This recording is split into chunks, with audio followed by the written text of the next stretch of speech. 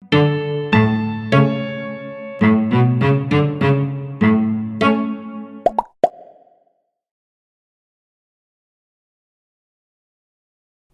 number 2, start from the inside. So, by the way, there's going to be a lot of proverbs in this presentation. I just love them because they shortcut a lot of everybody's thinking. So, how do you unify a company? So, a lot of people kind of go, too many cooks spoil the broth, i.e., if too many people participate in a task, the task will not be done very well. Nonsense, right? So, with a normal kind of creative process, you've kind of got two sides for it. So I suppose two kind of states here. Uncertainty, we've no idea what's going on. To going, yeah, clarity and focus, we know where we're going, we understand everything, it's all good. And usually along the top there, basically you kind of going for a client, you get the brief, so I'm going to flip back and forth. You go and do some discovery in the company, you produce a concept, and then at the end of it, you kind of do the design, your new brand, your new logo, and off you go, and everybody kind of goes. Heads up, it never works. So in the 17 years, well, probably not in the last 10, but in the first 7 of doing this, it's just crazy. It's literally herding cats. So you kind of get that brief. So it's the self-diagnosis of going into a company and then going, we've figured out all our problems. We want to be known for this. We want to do this, and you kind of go, okay. It's designed to kill authenticity, because what it is it's self-diagnosis. It's basically like going to the doctor and going, "Hi, great, come in. I've got gangrene. Great. Okay, we'll book you on for Tuesday for an operation. Saw your leg off. Fantastic. We've sawn your leg off, and we actually found it was an ingrown toenail. Oh, okay. Sorry, the leg's off now. Nothing we can do." And this is kind of how this traditional kind of process works, which is brief, kind of get into the concept, the idea gets presented back, and then you end up where people who weren't involved in the process to start with start coming out of the woodwork, and people are kind of going, well, how much are we paid for this new logo? Well, well, I don't like it. My favourite, I don't like red. And so you basically then go through this long-winded, and hence the line keeps going off the page, of like, okay, well, you start off with this beautiful racehorse, and then someone else kind of chops the legs off a little bit short, and you end up with a donkey. So so I suppose it's and everybody involved in that process as well. This is expensive.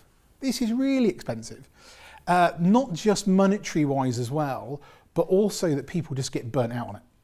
So, creative burnout, you're never going to end up with a big creative leap as well.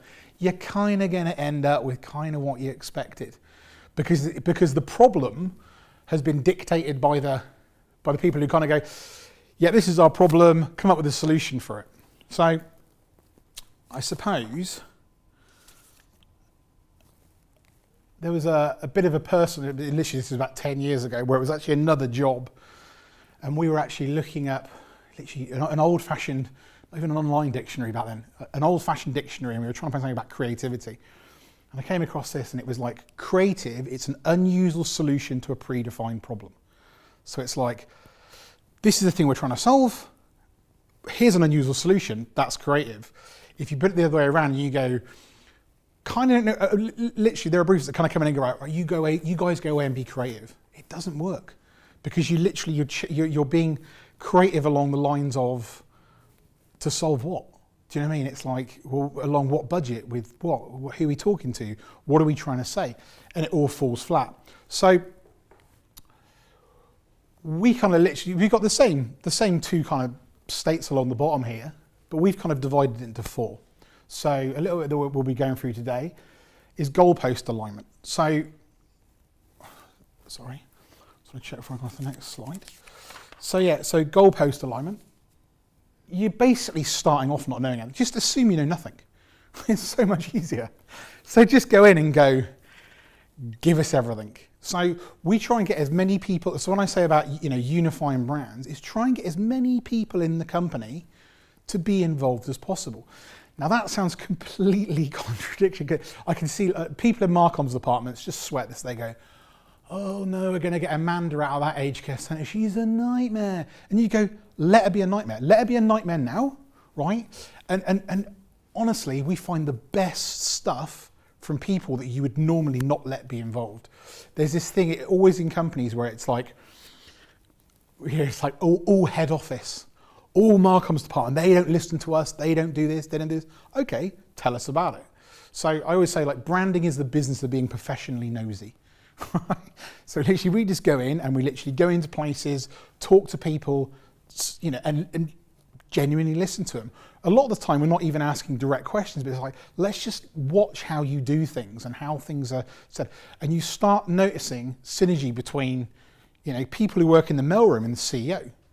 You go, there's actually joint beliefs in here where this person thinks this and this person thinks this. Hold on a minute. That's gold for the whole company because everybody's saying the same thing, maybe in a slightly different way, but they've all got a set of beliefs. We tend to let everybody do that, literally everybody kind of come up with those 5 pyramids, and then you go, right, now stick them together. What are the themes that kind of work across the whole thing? We then go and check that. Like I said, go around and seeing people, we build a brand world, and then by the time we get to design at the end, you're not ending up with multiple versions of anything kind of going. What we've kind of done is sacrifice the ta-da factor. So in the traditional method, Gobi goes and takes a brief, they come back in with 3 options and go, ta-da, pick your favourite. It's insanity. You want to get to the end where everybody goes, we literally get to the end now and we've sacrificed that for lots of smaller, well, of course it's obvious. And you kind of go, literally the other week we had a CEO, and the CEO, basically the final presentation of design with the whole board, and he went, I knew you were going to do that. And I said, well, we didn't. Do you know what I mean? It's like, if you've got them before we have, that's great. But honestly, we didn't know we were kind of going in that direction. A quick note on this. You can't do this internally. So there'll be a lot of people, again, kind of self-diagnose and try and do it internally. They go, we've got a Marcom's department. We'll let those guys do it. Just them going along and getting in amongst the fray and they're already like, you know, they're already kind of contaminated. They can't kind of go in as a neutral Swiss entity and just kind of breeze through the company. So whoever you do get to do your stuff, always get a second opinion. Like I said, branding's about being professionally nosy, and a lot of it is just holding a mirror up to people. The amount of times I've literally said to people, I've gone, and this and this, and they've gone, that's really good. And I said, well, you said that last week. And they, did I? And you go, yeah, you said it when you did it. I don't remember that. It's like, well, you do. But the people you're inside the jar, you can't read that label. So a lot of people say like, well, we're known for this, this and this. And it might be, and we call it brand alignment, because a lot of the time it's like, well, you're saying that, it's actually more than this. It's a slight difference, but that slight difference makes a massive difference in the overall greater scheme of things. Now, this is what I'm saying, like going around, and what I'm going to do through this as well is pull out one example. So BaptistCare, but who were Baptist Community Services, who were BCS. You know, this is going, and we've got a lot of before and afters coming up relatively soon. But it's like, you know, it's like why are your staff dressed like they're in a hotel reception, you know, like concierge? Why is that? The staff are going, we hate these uniforms, and we're going, why is everybody dressed like that? This is unfortunately what happens with aged care, especially. You know, over a period of time, it breeds complexity. There's just crazy levels of, you know, there's things have happened and in their identity, in the way that they work, in doing this, that you literally have to, as an outsider, you can kind of go, what? Why are you doing that? And nobody can tell you.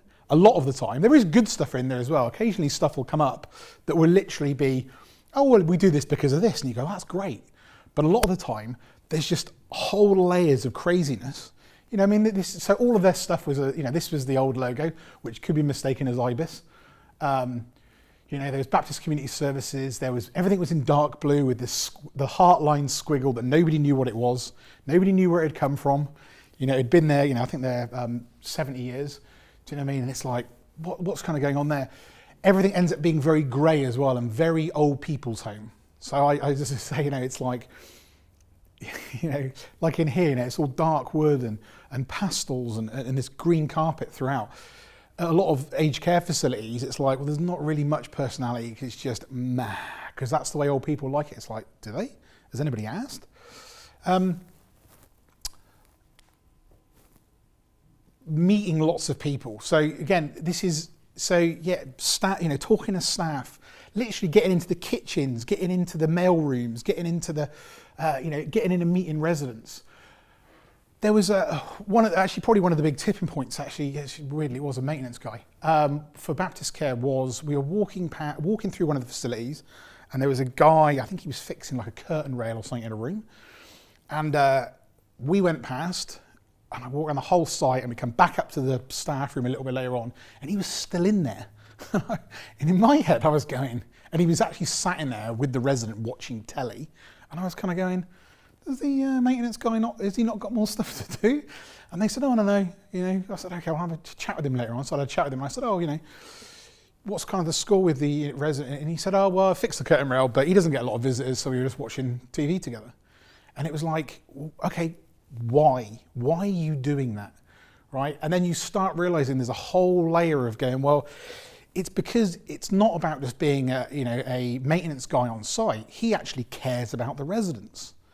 So you start going, okay, well, that's an interesting kind of direction, and something that resonated all the way through. It's also as well, if you go and ask people and get them involved at that beginning stage where it's all chaotic, and you literally, you know, surveys, we do a lot of computer-based stuff, we do a lot of literally like little workshops and just going and asking people, you've literally got them on board from the beginning. So when it comes around to when you start going, and then it's this, and people go, oh, I said that, oh, that was me. They have ownership of it right from the get-go. You don't ever get to the end of the process and get someone go, well, how much did this cost? Because I've got no budget left for a new computer, you know, which is a reality. And it's a really hard one to argue against as well. And you kind of go, yeah, sorry, we've just spent a load of money on doing all new signage, but yeah, you haven't got a computer. They actually realise this is really important.